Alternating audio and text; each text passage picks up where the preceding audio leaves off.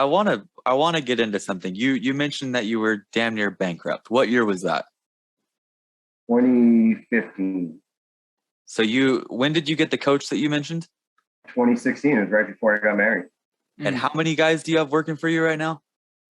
18, hopefully 19 by the end of the week. Oh, and you got a new hire. Hope so. There you go. Fingers crossed. So that coach turned your whole business around. Yeah, man. And listen, he taught me the numbers. He taught me markup. He taught me margin. I got to understand the numbers. Like, he didn't come out and say, this is what you got to mark up. Yeah. But like, here's how you find what you need to mark up, and then the learning process of like, okay, that number just doesn't stay that number. Like, as you grow, that number has to move with it, and then once you understand what things cost, what your overheads are, and you tracking everything, it's pretty simple. And now that you got that understanding, you just like, it's kind of plug and play. Like, I know where we're at. We always get updated. Like where we're at labor force, where we're at insurance wise, comp, and benefits, and everything, whatever it is. I don't do any of this alone. I got big support staff behind me. I got a big support staff out in the field. And, I've always been in the understanding now that, like, if I don't understand it, I'm going to hire somebody that does understand it, or seek counsel of multiple people that do understand it. So first step is admitting you don't know how to do it. Right there, dude. But like, tell even the guys, like, if you need help, just say help, dude. That's the biggest. Yeah.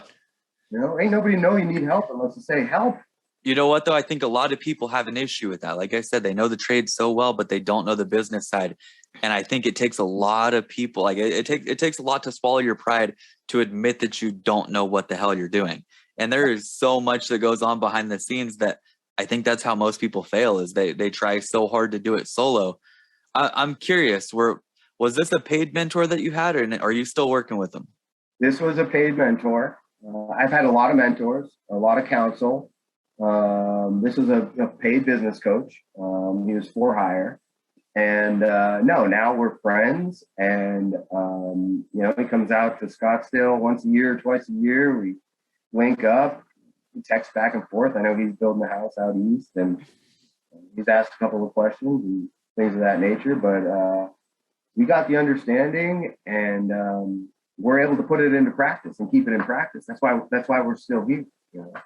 I love that. I think that's a key takeaway for a lot of the youngsters listening, because they think they could do it on their own, and they just can't. It takes, like, I mentioned this before the podcast. I've talked with so many different builders that have kind of like coached me over the years to know what I know. And shit, there was many times where I'm thinking, I don't know what the hell I'm doing. Mm-hmm. Show me, like, help me, give me anything that I can. Select builders out of Northern California. We've had him on the podcast, Jamie Verdura. All these guys have helped me over the years to help me get to where I'm at now. Mm-hmm. You cannot do it alone.